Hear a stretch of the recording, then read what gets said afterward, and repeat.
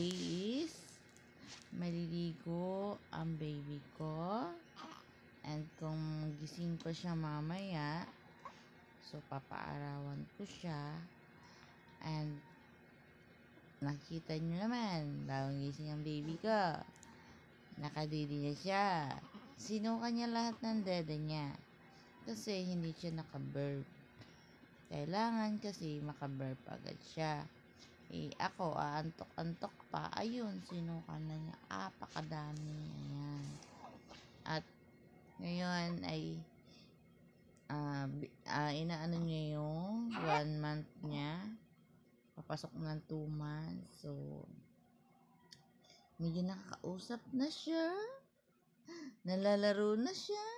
Nakikita niyo, nalalaro na siya. At na-exercise ko na rin siya dito sa paa.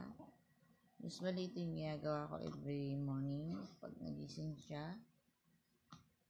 Pindot-pindotin yung tuhod niya. Sabi. Look at face my baby. Kamukhang ang kanyang tita.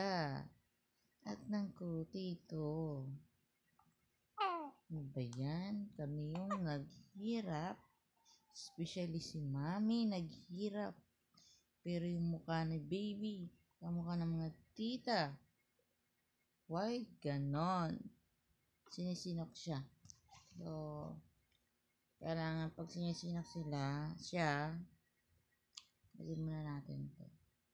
So, today morning ay naka-schedule din pala siya maligo, no? Kasi ngayon ay Wednesday.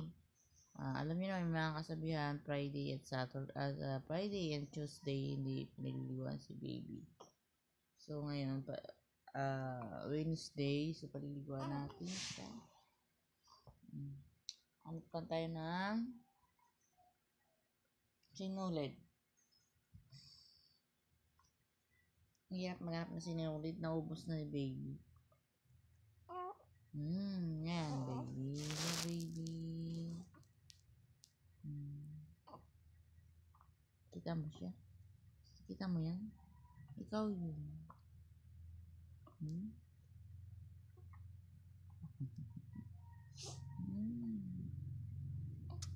Nagkakap si mami.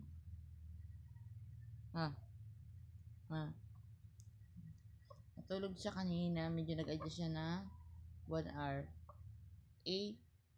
At nagising siya ng magpa 5. So, kahapon tulog siya ng 7. Nagising siya ng 4. So, basta may 8 hours siyang tulog. Ako naman, tulog ay ganun pa rin.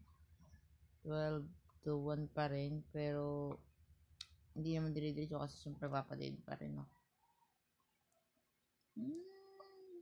So, yun. This my mini vlog today morning. See you.